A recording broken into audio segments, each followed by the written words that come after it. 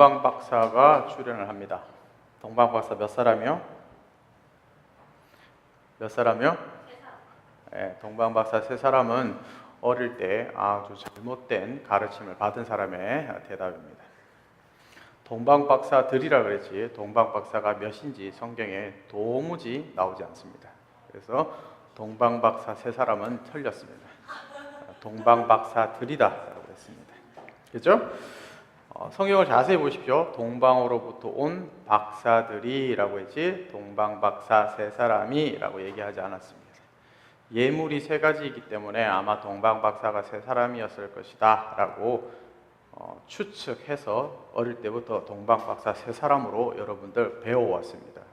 아주 잘못된 가르침이 고착화된 한국교회 모습입니다. 이거 말고도 많습니다.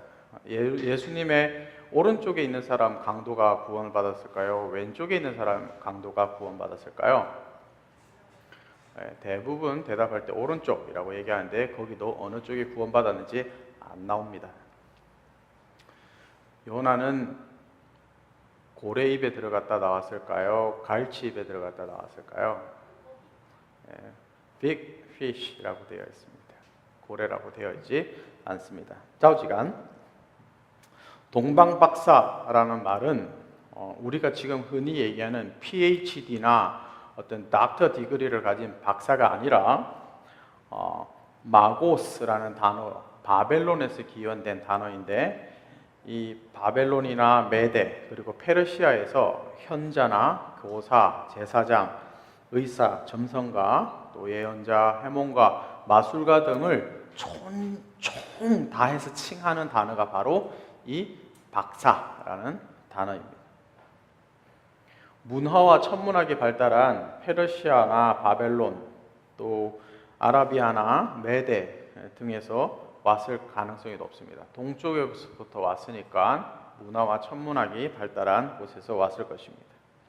상당히 많은 유대인들이 거주했던 메시아의 출현에 대해서 구약 성경에서 계속 얘기하고 있었는데 그것을 접할 수 있었던 곳이 방금 얘기했던 곳에서 바벨론이라는 나라를 우리가 알 수 있을 것입니다. 왜냐하면 북이스라엘하고 남유다가 망하면서 아수르와 바벨론으로 포로가 되어서 끌려갔기 때문에 메시아가 오실 것이다 라는 구약의 예언을 계속해서 접할 수 있었던 나라가 바로 바벨론입니다. 그래서 이 동방박사는 바벨론으로부터 왔을 것이다 라고 우리가 유추할 수 있겠습니다.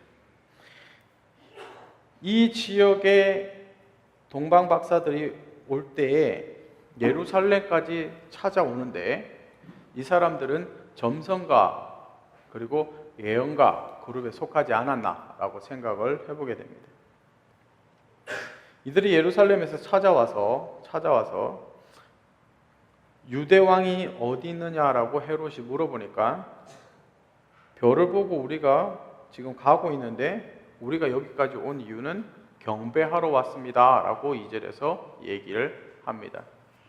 경배하러 왔습니다 라고 얘기하는 이 경배라는 단어를 우리가 먼저 좀 알 필요가 있겠습니다. 프로스키네오라는 단어를 사용했는데 이것은 이집트의 사람들이 신에게 존경의 표시로 손에 입맞추다 라는 의미로 사용되어져 있었습니다. 그리고 헬라 사람들은 신에게 혹은 낮은 자가 높은 자에게 깊은 공경의 표시로 무릎을 꿇고 엎드려 이마를 땅에 대다 라는 의미로 사용되어졌습니다. 그러니까 다시 얘기하면 이 경배라는 단어는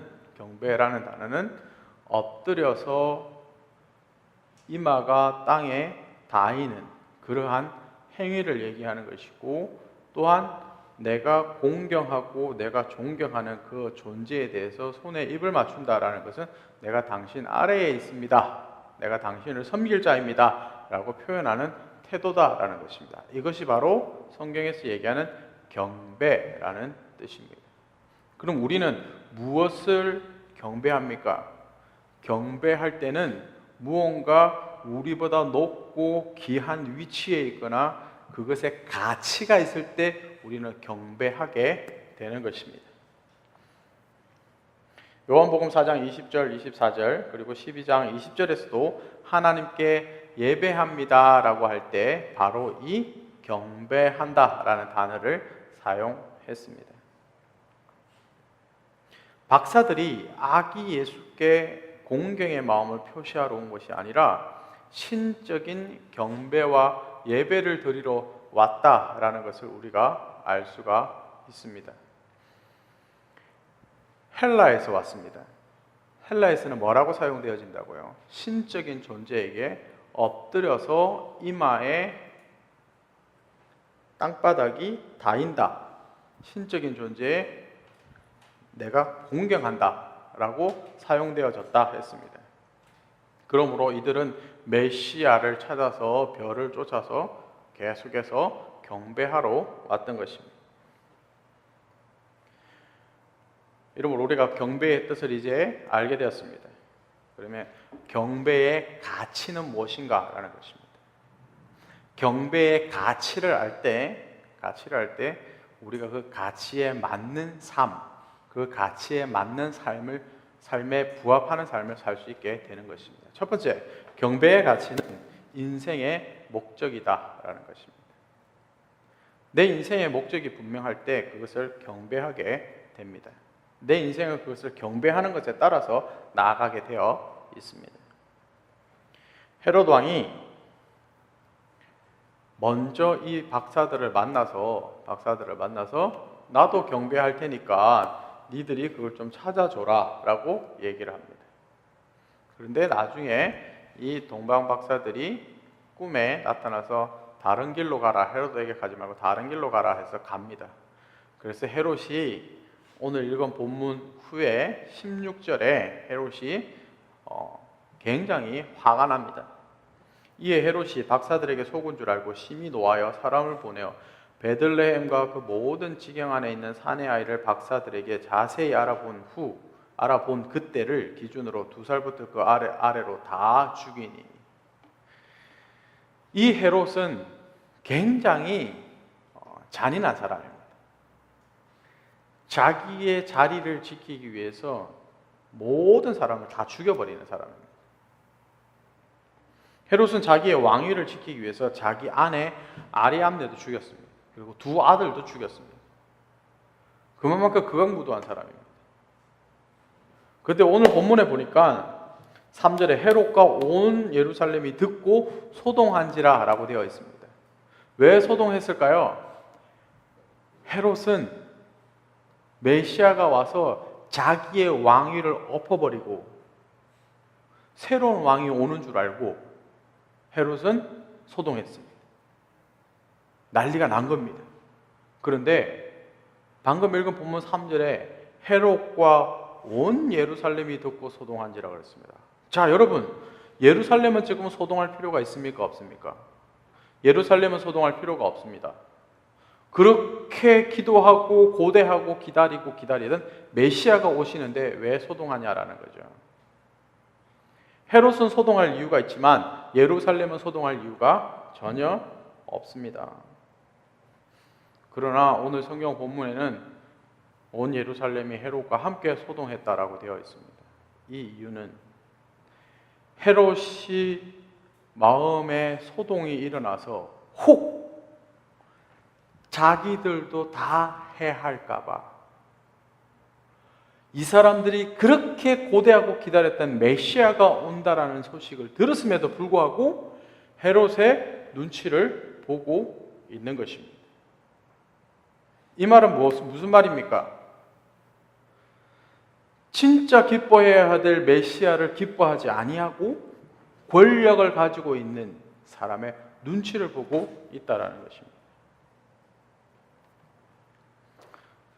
지금 12월 24일, 25일이 되면 온 세계가 난리가 납니다. 난리법석을 뜹니다. 즐거워합니다. 그래서 온 전 세계가 즐거워합니다. 기뻐합니다. 우리도 같이 기뻐합니다. 근데 그 기뻐하는데 우리가 오늘 왜 기뻐하는지에 대한 얘기를 할 수 있어야 합니다. 그런데 우리는 하지 않습니다. 왜 그럴까요? 그 기뻐하는 친구들, 그 기뻐하는 사람들의 심기를 불편하게 할까 봐 눈치를 봅니다. 오늘 당신이 기뻐해야 될 이유는 온 인류를 구원하신 예수 그리스도가 오셨기 때문에 기뻐하는 것입니다. 진짜 기뻐할 이유를 아십니까? 라고 우리는 물어보지 않습니다. 왜? 관계가 깨어질까? 왜? 그 사람의 심기가 불편해질까? 마치 오늘 본문에 나타난 온 예루살렘의 사람들처럼 왜 기뻐해야 되는지를 얘기할 수 없는 형국에 들어간다라는 것입니다. 우리가 진짜 경배하고 우리가 진짜 경배에 예수 그리스도를 경배하는데 가치를 두고 살아간다 그러면 그것은 바로 우리 인생의 목적이 그게 담겨 있다라고 얘기해도 과언이 아닐 것입니다.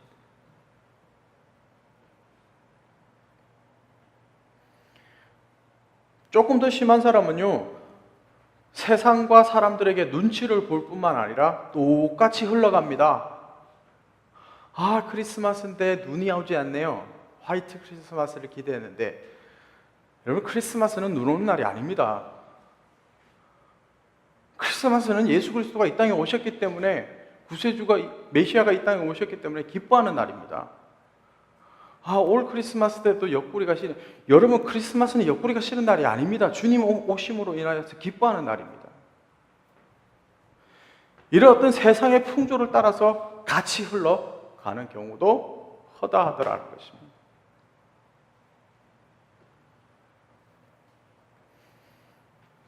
성탄절은 예수 그리스도가 이 땅에 오신 거에 대해서 반응하는 날입니다. 이 반응의 가치를 충분히 알고 있는 자들이 예수 그리스도에 대해서 반응하는 날입니다. 이 반응이 바로 나의 신앙입니다. 이 반응이 내 인생의 목적이 되는 척도가 되는 것입니다. 25일날 어떻게 얘기하고 어떻게 반응을 보이는가가 그 사람의 실제 신앙인 것입니다.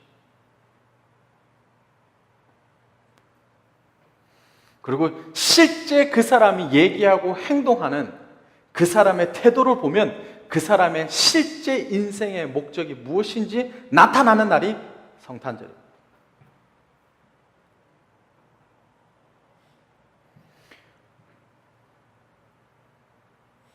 내 인생의 목적은 경배하는 것입니다. 바로 나의 구원자에게 입맞추는 것입니다. 다른 사람의 눈치를 살피는 것이 아니라 내 인생의 목적을 찾는 날입니다. 내 인생의 목적은 예수 그리스도가 내 인생의 주인입니다라고 발견한 사람의 인생의 목적은 바로 하나님을 경배하는 것입니다. 사람은 하나님을 기쁘시게 하기 위해서 존재합니다. 즉 경배하기 위해서 존재하는 것입니다. 남미 에콰도르의 아우카라는 원주민 마을에 짐 엘리엇이라는 젊은 청년이 친구들과 함께 복음을 전하러 들어갑니다. 그들이 복음을 전하지 못하고 아우카 족에게 창으로 그 자리에서 다 살해를 당합니다. 근데 이 짐 엘리엇이 살해를 당하기 전에, 떠나기 전에 뭐라고 얘기하냐 그러면 영원한 것을 얻고자 영원할 수 없는 것을 버리는 자는 바보가 아니다 라고 얘기합니다. 진짜 이 땅 위에서 영원한 것, 가치 있는 것을 제대로 찾을 수 있다 그러면 영원하지 않는 것은 다 버리는 것, 이것이 진짜 인생이다라는 것을, 진짜 가치 있는 것이라는 것을 짐 엘리엇이 알았습니다. 그래서 20대의 그 젊은 나이에 남미 아우카족에게 복음을 전하러 들어가게 됩니다.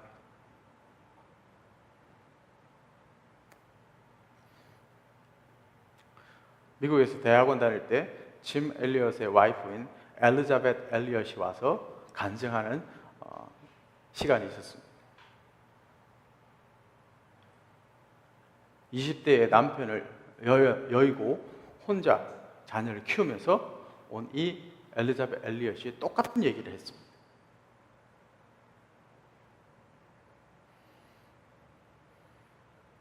내 인생의 목적을 분명하게 알고 있는 사람은 경배의 가치를 알고 있는 사람들입니다.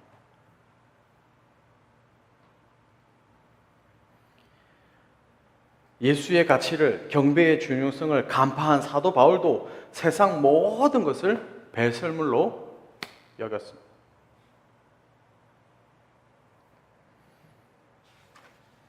경배의 가치는 예언에서 성취되는 것입니다. 미가서 5장 2절에 베들레헴 에브라다야 너는 유다 족속 중에 작을지라도 이스라엘을 다스릴 자가 내게로 나올 것이라. 그의 근본은 상고에 영원에 있느니라 라고 미가서 5장 2절에서 얘기하고 있습니다. 미가 선지자가 예언했던 것이 그대로 이루어졌습니다. 베들레헴이라는 아주 조그만 곳에서 다스릴 자가 나올 것이다 라고 얘기했습니다. 이 다스릴 자가 나오는데 이 다스릴 자는 우리가 흔히 알고 있는 우리 위에 위치하는 자가 아니라 다스리면서 목자가 되는 자가 올 것이다 라고 얘기합니다. 그리고 이 예언이 사무엘하 5장 2절에서 다윗의 집안에서 나올 것에 대해서 또 함께 예언되어져 있습니다. 전에 사울이 우리의 왕이 되었을 때도 이스라엘을 거느려 출입하게 하신 분은 왕이시었고 여호와께서도 왕에게 말씀하시기를 내가 내 백성 이스라엘의 목자가 되며 내가 이스라엘의 주권자가 되리라 하셨나이다 아니라 라고 얘기합니다. 이스라엘을 다스릴 뿐만 아니라 이스라엘의 목자가 되는 자가 다윗의 집안에서 나올 것이다 라는 예언을 구약시대의 선지자들 통해서 하셨습니다. 그리고 미가서 5장 4절에 그가 여호와의 능력과 그의 하나님 여호와의 이름의 위엄을 의지하고 서서 목축하니 그들이 거주할 것이라 이제 그가 창대하여 땅끝까지 미치리라 라고 얘기하고 있습니다. 이스라엘을 다스리되 전제 군주적 통치를 하지 않고 백성의 필요를 따라 양식을 주고 그들의 삶을 보살피는 양육적인 통치를 하게 될 것이다 라는 예언을 하게 됩니다. 실제로 예수 그리스도께서는 이 땅에 오셔서 공생의 기간 동안 끊임없이 본인을 얘기할 때 나는 선한 목자라 라고 말씀하셨습니다. 그리고 양들을 위해서 목숨을 버릴 것이다 라고 말씀하셨습니다. 조금 전에 읽은 사무엘하 5장 2절과 미가서 5장 4절의 이 예언이 자기 자신을 가리킨다라는 것을 분명히 하셨습니다.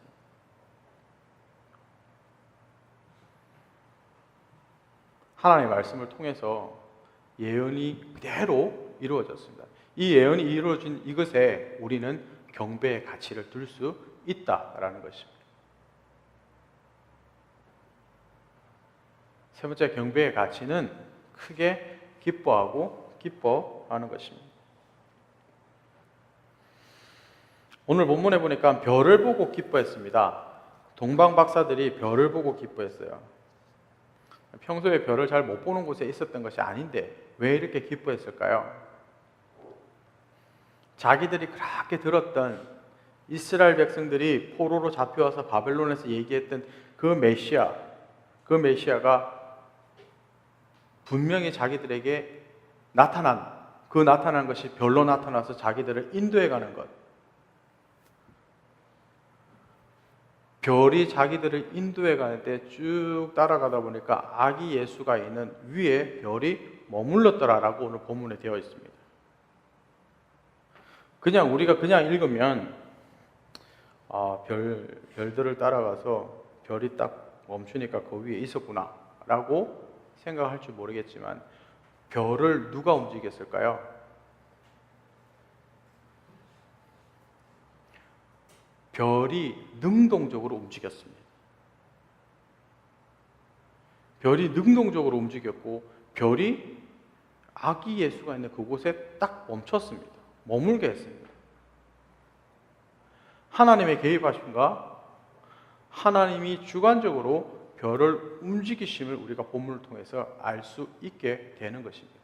그래서 이 동방에서 온 박사들이 기뻐했던 것입니다. 그냥 우연찮게 별을 따라가서 그것을 알게 되었던 것이 아니라 이 별조차도 움직이는 하나님의 손길을 그들은 보고 기뻐했다라는 것입니다.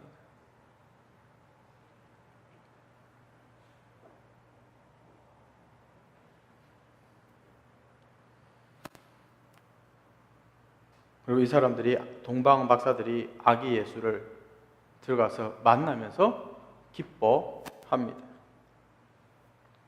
이들이 별을 보고 기뻐했지만 더 크게 기뻐할 수 있었던 것은 바로 아기 예수를 만났기 때문입니다.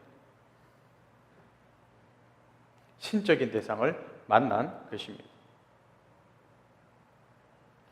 지난주에 베드로 사도가 얘기했던 것처럼 너희가 보지 못하였으나 사랑하는도다 라고 얘기한 거와 마찬가지입니다. 이 동방 박사들이 그렇게 말씀을 통해서 예언을 통해서 들었던 그 아기 예수를 이제 본 것입니다. 그것을 보고 이들 속에 기쁨이 생겼다라는 것은 바로 믿음이 생겼다라는 것입니다. 이분이구나. 이분이 그렇게 구약 성경에서 얘기했던 메시아이시구나. 그래서 이들 속에 믿음이 보고 믿음이 생김으로 기뻐했다라는 것입니다.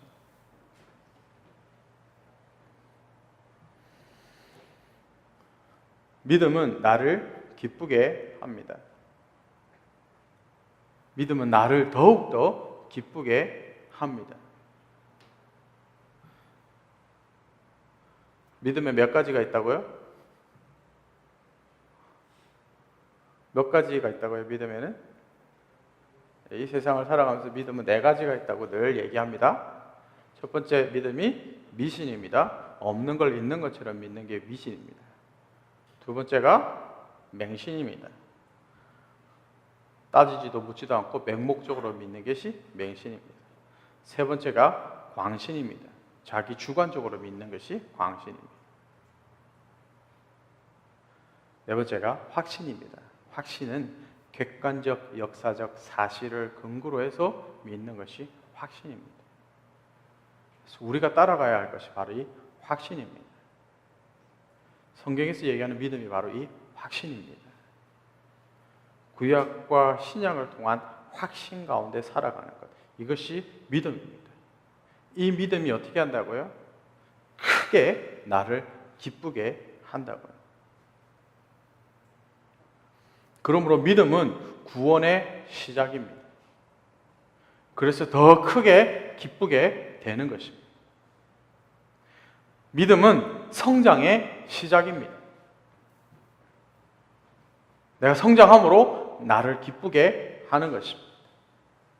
믿음은 공동체의 시작입니다. 공동체가 시작될 때 뭐라고 시작합니까? 예수 그리스도가 내 인생의 주인입니다라고 고백하고 믿는 자들이 모였을 때 공동체가 시작되는 것입니다. 그래서 나를 기쁘게 하는 것입니다. 믿음은 재림의 시작입니다. 예수 그리스도가 다시 오실 것입니다. 다시 오실 예수 그리스도를 믿는 것, 이것이 믿음입니다. 이것 때문에 내가 기쁘게 살아갈 수 있는 것입니다. 주님이 약속하셨습니다. 다시 오실 것이라. 다시 오시기 위해서 이 땅에 아기 예수로 오셨습니다. 이 믿음이 나를 기쁘게 하고 더 크게 기쁘게 하는 것입니다. 그러므로 우리가 경배의 가치를 가지고 살아갈 수 있는 것은 믿음 위에 있을 때 가능하게 되는 것입니다.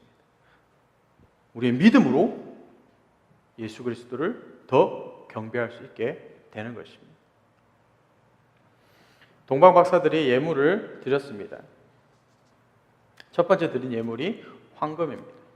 이 황금은 왕권을 의미합니다.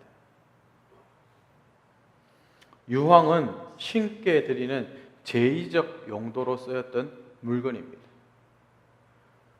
모략은 시신에 발라서 방부제로 사용했습니다. 이것은 무엇을 의미하냐 그러면 예수 그리스도께서 받으실 고난과 죽음을 의미하는 것입니다. 그래서 이 세 가지의 예물이 예수님께 드려졌습니다. 우리가 예수 그리스도를 경배할 수 있는 것, 경배의 가치를 두고 살아갈 수 있는 것은 예수 그리스도는 왕의 가치를 가지고 계신 분이기 때문입니다. 예수 그리스도는 신의 가치를 가지고 오셨기 때문입니다. 예수 그리스도는 죽음의 가치를 가지고 오셨기 때문에 우리가 이 예수 그리스도를 경배할 수 있는 것입니다. 그래서 더 크게 우리가 기뻐할 수 있는 것입니다. 우리가 이 경배의 가치를 발해야 합니다. 빛을 내야 합니다. 예수 그리스도는 이 땅에 왕으로 오셨습니다. 다스린 자로 오셨습니다. 그러나 동시에 목자의 삶을 사셨습니다. 예수님이 이 땅에 오신 목적의 가치를 드러내는 삶을 살 수 있어야 합니다. 사실 이렇게 살아가는 것이 예수님을 경배하는 것입니다.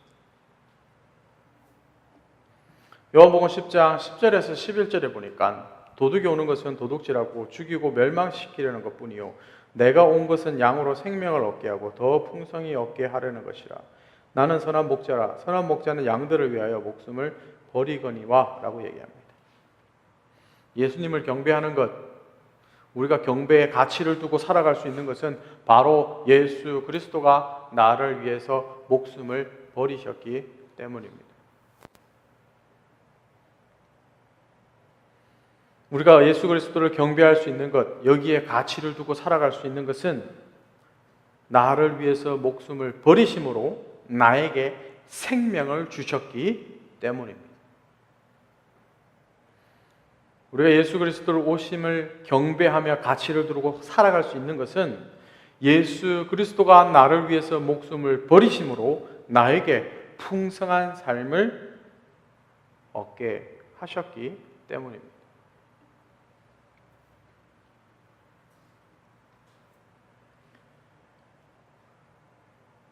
내 삶의 가치가 어디에 있는지, 내가 누구를 경배하면서 살아가고 있는지 명확해져야 합니다.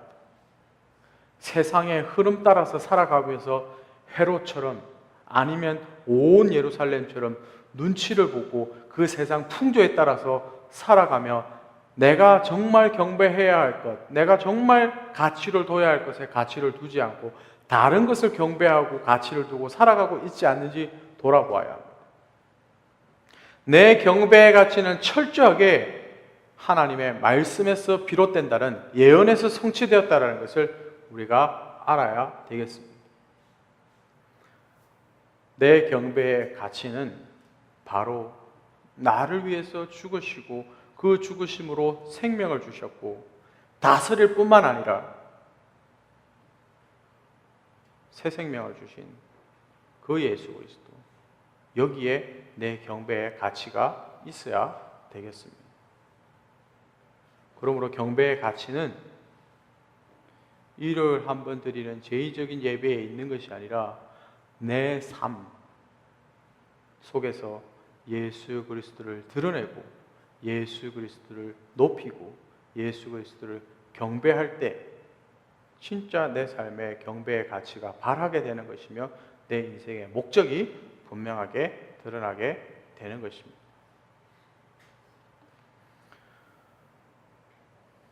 성탄주의를 보내면서 남은 생에 우리가 어디에 가치를 두고 살아갈 것인지, 그리고 내 삶이 어떻게 더 명확하고 선명해질 것인지 다시 한번 주님 앞에서 묵상하고 또 결단하는 그런 오늘 주일이 되기를 주의 이름으로 축복합니다.